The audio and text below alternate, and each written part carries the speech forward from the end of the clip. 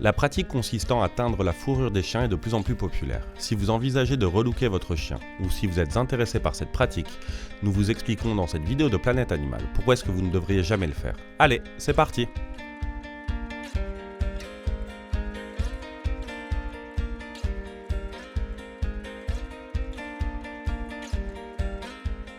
Risque pour la santé.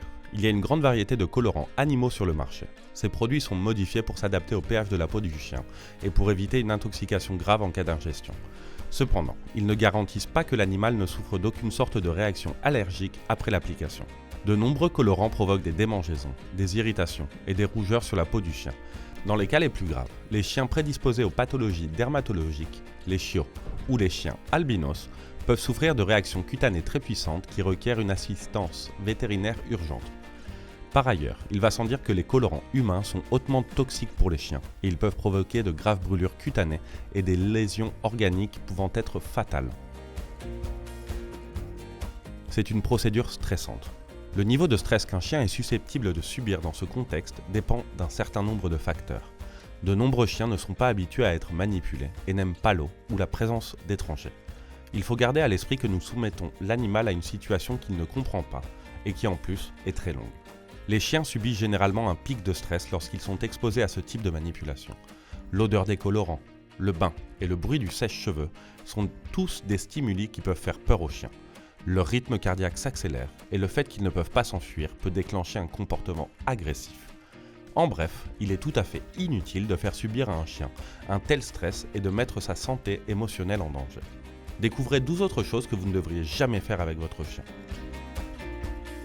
Elles camouflent l'odeur du chien et provoquent des problèmes de communication. Grâce à leur odorat, les chiens sont capables d'obtenir un très grand nombre d'informations à propos de leur environnement, ainsi que sur les autres individus qui les entourent. C'est ainsi qu'ils sont capables d'adapter leur comportement à différents contextes.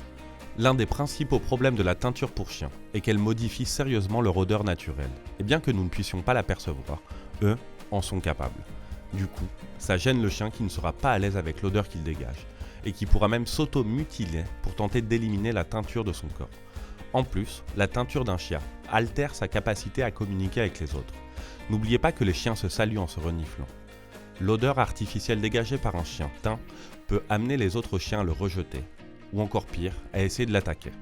Si vous vous demandez quelles sont les odeurs que les chiens détestent le plus, c'est par ici. Cela encourage l'objectivation des animaux. Enfin, la teinture de la fourrure d'un chien est également problématique d'un point de vue éthique.